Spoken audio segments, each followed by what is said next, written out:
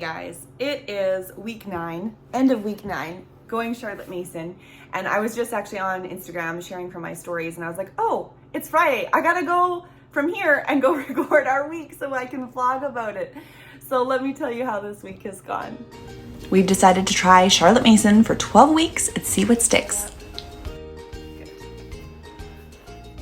Okay, so how has our 9th week gone? I think it's gone really well. We're really getting into good rhythms. I do feel like I just shared because I shared my monthly recap and plan video. So I'm sorry if some of this is repetitive, but I'll maybe just try to chat through this. I feel like I'm having not a lot new because we're really getting established in these routines. Now that we're ending some resources, I shared 2 resources, a fictional book that we were reading and a very detailed book on pirates that was very exhaustive, a little over exhaustive for what we wanted. We have taken those out and we have finished Wonderhouse Creative's unit study on the Age of Pirates. So those are 3 empty spaces. I have 2 books that I have filled into those spaces and 1 not. So Mondays actually had like a blank space. And I found that this week in particular, we did have some other things that were going on, or I don't know if we were just distracted by the weather or whatever, but I do feel like we didn't do like intentional composer and artist study in the afternoons. I did listen to Mozart like every day, but mostly in the mornings. I felt like our afternoons were very much like, let's just do whatever we want. And sometimes that was taking a walk, so we did get some nature appreciation in, and sometimes not. So I felt like our mornings were really strong, but I did feel a little bit like I had very low energy this week with some health stuff or whatever. So I felt like we had strong mornings, but our afternoons were a bit of a life schooling. I don't want to say that they were just a write-off because I don't believe that, and I think that you can be even boredom for kids just makes their brains pursue creativity. So, and my kids, actually, where is my son's notebook? I have to show you this notebook that he's been working on. Sketchbook. His grandfather gave him this sketchbook this year. I brought it along to our trip. He started drawing this when we got here 5 weeks ago. Where is he drawn to? Okay, this is his last page. These are all of his drawings. Look at this. That's how much he's been doodling and drawing, and he's got like a theme going. Like there's probably 100 pages or more there. Like, it's just incredible. So this is the kind of stuff that my kids are doing in their free time. We really try to keep screen time to the weekends. Every once in a while, if it was rainy or whatever, we might throw a movie on for the family in the middle of the week, but that's unusual. And so the kids are doing a lot of creative play. We're doing a lot of walking around town because we don't get to do that when we're home on the farm. Anyway, so I am being a fan of board time, and I do feel like that is a Charlotte Mason thing anyways as well. I did try on our schedule to really block those big chunks of time for outdoors or whatever, which could be board time too. So I'm a fan of that, but I feel like we leaned into that a little extra this week without intention. We don't have our piano here. My kids aren't doing music. But what I did want to do is do more biography studies and stuff on Mozart, our composer that we're learning about, or different artists. Anyways, so we didn't do a lot of that this week. So I'm just putting that out there, real life. But our mornings were strong. We're getting our 10 minutes of math habit down. I've actually switched my oldest to doing 15-minute increments of math now. We're just working on that for the purpose of habit, not for the purpose of finishing lessons. So that's been really great. I also, something I'll mention here, just in case there's anyone who's not watching the recap, but they're only watching the vlogs. I have finished my planner. That it's not like the planner, like this isn't a planner that's going to have all your calendar from January to December. I'm sorry, you got to get your own calendar. But I have created a planner that walks you through the process I went through to get to a term schedule. Where's my term schedule? Like this is my old one, but one of these, like what you want to do for your term that you plan out for topics and stuff and books that you want to read, as well as a weekly schedule, a place to brain dump things, kind of organize things. So it's not a planner in the sense of like a day timer, but it's a planner in the sense of like, maybe you're like me, maybe you want to try going more Charlotte Mason and you want to include unit study or interest-based learning, and you want to include family style learning, And it's just kind of how I organize things in my brain to do this well. And I, of course, tweaked and changed it and I made it pretty. So anyway, that is free on my website. I will leave the link below. I shared about it and I gave you like a flip through and stuff on the recap and a reflect and plan video I just posted this week. So if you want to look at that first, that's fine, but it's free. Go to the link, download it, and scroll through it yourself. I also included in the planner, there's 2 places where I do the table for the term as well as the weekly timetable. And there's a video there that you can click on or you can scan, and I walk you through exactly how I used it. So just in case some people are looking at it and they're like, I can't remember how to fill this out or whatever, right?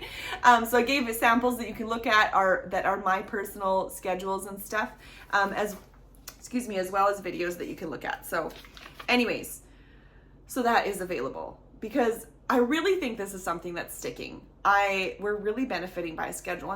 I keep saying this, but we've never been schedule people. I don't like schedule things. So the real test is going to be coming in the following weeks when we go home. We should be going home tomorrow or the next day.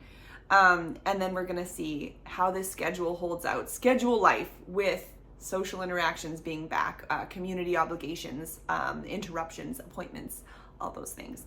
That will be the test. So we're still doing regular stuff, ology, New Testament, Old Testament reading. For Bible, we like to listen to the Truth Seekers podcast. We've been doing that. Math, all of our history and science books we've been keeping up with. The kids' poetry at this point, they've memorized the Psalm of Life, but I would like them to keep doing that every day, to recite it with inflection and enthusiasm all the way to the end of the term. Even though they know it, I just think that going over and over and over and over, they're going to get sharper. The youngest ones aren't going to need me to give them that first starting word anymore. And I think it's going to be great. Something else that we did this week, speaking of that, so grammar and spelling we got in with our grammar stuff. So, and we've been still really liking that Cost of Glory Plutarch podcast. So we finished Sertorius and Eumenes from the podcast, and then I actually have borrowed Plutarch's Lives from the library, and I've read the paper version, which, like, if you know me, I'm an audiobook girl, but I read their stories from the book as well, and Plutarch's comparison and stuff. So that was good. I'd like to continue with that, but I don't have that in my library, and I have to give this back because I'm out of province. I did download I bought the audiobook with the Dryden translation for myself to listen to. I feel like I'm really starting to lean into Plutarch. I know the very first vlog I shared when I started Plutarch, I was like, oh, I don't know if I want to read this with my kids, but I like the podcast. I like to do that with my kids, but I myself personally am really getting a lot out of reading it myself. So I'm hoping that if I can get to know it, maybe when my kids are a little bit older too, I will know it well to read it with them again, and maybe even know the stories that I want to start with first if there's younger ears and that kind of stuff.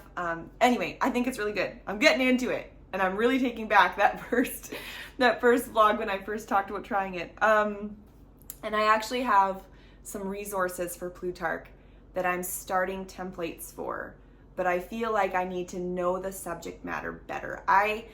I am very capable of researching and writing, but something I really try to do, even when I make my family unit studies, or my family lessons, is to really research and get to know something, not just look it up and find some facts and put it together in a fun way. I really try to get to know things and understand things so that I can teach them better in my writing.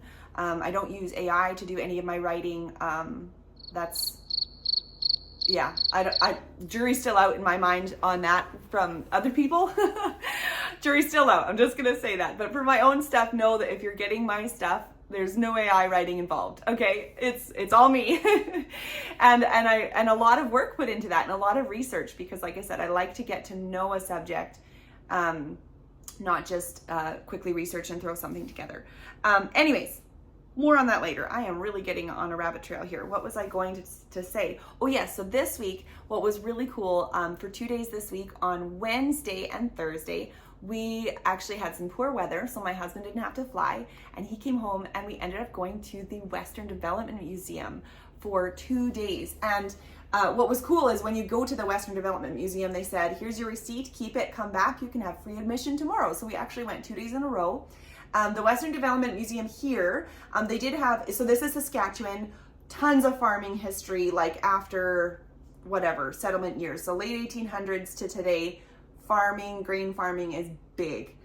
It also is very similarly big in Manitoba, because I'm not far, like my town in Manitoba borders Saskatchewan, so we're a total farm community. The history here felt like history back home.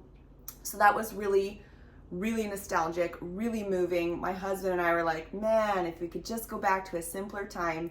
Like, they were exhausted working so much, but boy, I just kept saying, how good would your mental health be if you didn't have time to sit and scroll on your phone? Like, I think we were both kind of craving the 1920s with, like, obviously a lot of naivety. We didn't know all the hardships that there were, but it was in the farming industry. Like, my husband comes from a farming family, generation after generation. So it was an exciting time of like inventions and stuff. His own grandfather had an invention in the farming industry too that took off. So it's just really, was really nostalgic, was really cool. I love history and I love museums.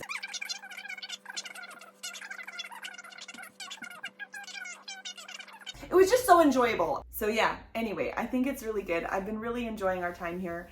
And yeah, I feel like I'd like to vlog some more about more new details, but I don't really think I have anything more new to say about the Charlotte Mason stuff, other than we're also closing with week 9. We're closing our time here in the city, closing our time being in town. And I'm excited to see the differences and changes and share what's going on at home once we're home. We miss home. It has been long enough. 5 weeks seems like a really long time to be away from home, and we can't wait to get back into our regular routine. But we were really grateful for this opportunity to be here as well, where we have limited responsibilities, limited things to take care of, and there was a restfulness in that. Even though I kept working, even though we kept doing school, there was a bit of a restful holiday feel to it. So anyway, I think we'll call it a day for our vlog, and I hope you guys have a really great weekend, and I will check in with you guys next week. Talk to you later. Bye.